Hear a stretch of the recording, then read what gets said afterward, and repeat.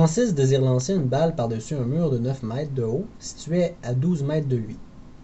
Il sait que s'il monte sur une structure, il peut lancer la balle à partir d'une hauteur de 6 mètres, et celle-ci suit ensuite une trajectoire parabolique. Elle atteint sa hauteur maximale 8 mètres plus loin, puis passe par-dessus le mur sans problème avant de retomber 6 mètres derrière celui-ci. Si Francis lance la balle exactement de la même façon, mais à la hauteur du sol, parviendra-t-elle à franchir le mur? Dans tout problème, surtout en mathématiques, le plus important est de bien comprendre l'énoncé. Alors, bien comprendre le problème. Donc, je vous conseille toujours de lire le problème au moins 2 fois et surtout, de vous faire un dessin. Alors, surtout dans cette situation-là, ici, c'est bien important de se faire un dessin. Alors, je vais en faire un. Alors, dans le problème, ils nous disent que Francis est sur une structure, donc je vais faire une espèce de bloc. Ça, c'est Francis. Et Francis est à une hauteur de 6 mètres. Donc ça, c'est 6 mètres. C'est à cette hauteur-là qu'il lance la balle. Donc, ils nous disent qu'il lance la balle et qu'à 12 mètres de lui, donc à 12 mètres de Francis, il y a un mur de 9 mètres de haut. Donc, un mur, on va dire que ça, c'est le mur, qui mesure 9 mètres. Donc, ils disent qu'il lance la balle par-dessus le mur. Ils nous disent que la balle atteint sa hauteur maximale 8 mètres plus loin. Donc ici, là, ça c'est la hauteur maximale que la balle a atteinte. Ils disent que la balle franchit le mur sans problème et qu'elle tombe derrière celui-ci 6 mètres plus loin. Donc 6 mètres derrière le mur, la balle retombe. Elle touche le sol ici. Alors si on relie nos points, on obtient la trajectoire parabolique qui nous décrivait dans le problème. Alors c'est sûr que sans dessin, là, c'est vraiment dur de faire un problème comme ça. Alors bien important d'en faire. Maintenant qu'on a notre dessin, là, on peut commencer à mieux comprendre le problème. Mais on est en mathématiques, alors on a quand même besoin d'un système d'axes. Parce que là, on a juste des mesures comme ça, alors on va s'aider d'un système d'axes. Alors, je vais faire un petit plan cartésien.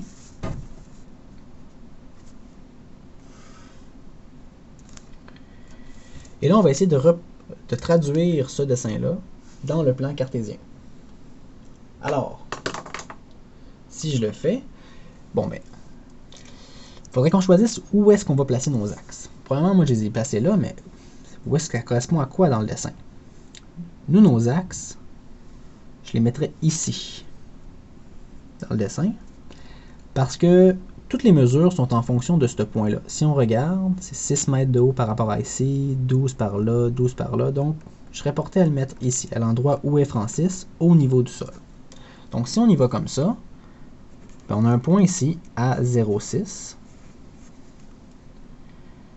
Après ça, on sait que 12 mètres plus loin, bon, 12 mètres plus loin, il y a le mur, qui mesure 9 mètres, mais je vais juste le dessiner. Donc ça, c'est 9 mètres. On sait que la hauteur maximale est atteinte à 8 mètres. Donc ici, on a le sommet, qui est à 8. On ne sait pas quelle hauteur, mais on sait que c'est la maximale. Après ça, la balle a franchi le mur sans problème et elle retombe 6 mètres derrière. Donc ici, ce point-là, dans le fond, c'est 12 plus 6, 18, 0. Donc c'est tout. Si je relie mes points, j'obtiens ma parabole. Et là, maintenant qu'on a un beau graphique, comme qu'on aime en mathématiques, ben là, on va être capable de résoudre le problème, ou en fait, avoir une meilleure idée de ce qui se passe. Donc nous, ce qu'on veut savoir, c'est ça la question dans le problème, c'est si on lance la balle à partir du sol, donc à partir d'ici, est-ce qu'elle va pouvoir passer par-dessus le mur? Donc pour savoir ça, il faudrait qu'on commence par savoir est à quelle hauteur quand elle passe par-dessus le mur. Donc à 12 mètres, c'est quoi sa hauteur? On ne le sait pas. Donc on cherche f de x. En passant, je vais mettre mon x ici et mon f de x. Alors on cherche f de x quand x vaut 12. Donc pour pouvoir trouver f de x, on aurait besoin de l'équation. Alors on va se concentrer à trouver l'équation de la parabole. Donc pour trouver l'équation de parabole, on a besoin du sommet et d'un point quelconque, ou des zéros et d'un point quelconque. Le sommet, on ne l'a pas, il manque le paramètre k, et on a un seul zéro. Donc on est mal pris. Mais il faut se rappeler qu'une parabole, c'est symétrique. Ça a un axe de symétrie qui passe par son sommet. Et ça nous permet de déduire quelque chose d'important. La distance ici c'est 10. Parce qu'effectivement, on est parti de 8 jusqu'à 18. Alors, si la distance entre l'axe de symétrie et le premier 0, c'est 18, mais de l'autre côté aussi, la distance entre le premier 0 et l'axe de symétrie, c'est aussi 10. Alors, ça nous permet de déduire les coordonnées de l'autre 0. C'est 10 de moins que le sommet, qui était à 8. Donc, 8 moins 10. On obtient le premier 0 ici, qui est le point moins 2, 0. Alors, maintenant on a deux zéros et un point quelconque, on peut trouver l'équation de notre fonction. Vu qu'on a les zéros, on va prendre la forme factorisée. F de x égale a, x moins x1, fois x moins x2. x1 et x2 sont les zéros, alors on remplace. F de x égale a, x moins moins 2 donne plus 2, x moins 18. Pour trouver la valeur du paramètre a, on remplace par un point quelconque, donc par le point 6, 0. Donc f de x, on le remplace par 6. Et x, on le remplace par 0. 0 moins 18. Donc ici, ça nous fait 6 égale a 2 fois moins 18. Donc 6 égale 2 fois moins 18 nous donne moins 36, donc moins 36a. On peut diviser par moins 36 de chaque côté.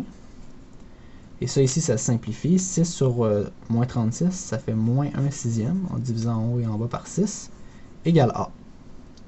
Alors, notre fonction a pour équation f de x égale moins 1 sixième, x plus 2, x moins 18. Alors, je vais l'encadrer un peu pour qu'on s'en rappelle que c'est l'équation de notre parabole.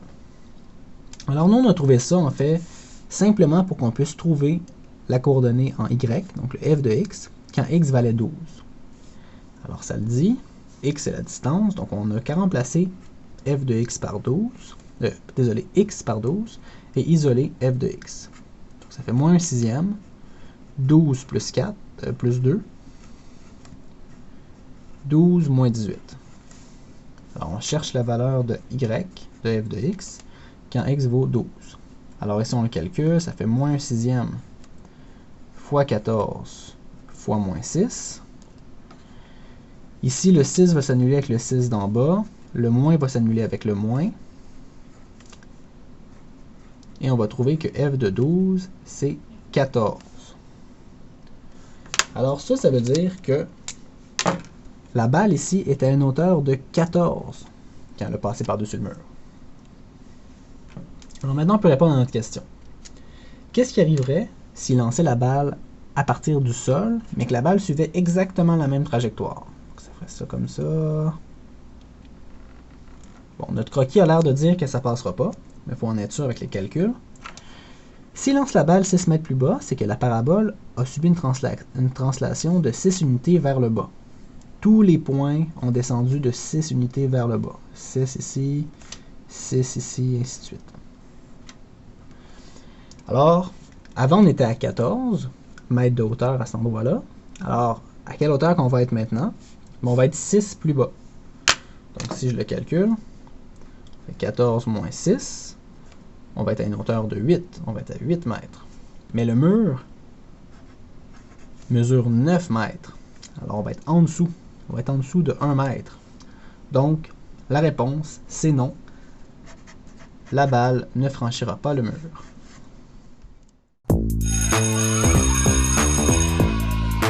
Il y a des jours où on a vraiment besoin d'un coup de pied pour faire nos devoirs, mais il y a des moments où on a surtout besoin d'un coup de main.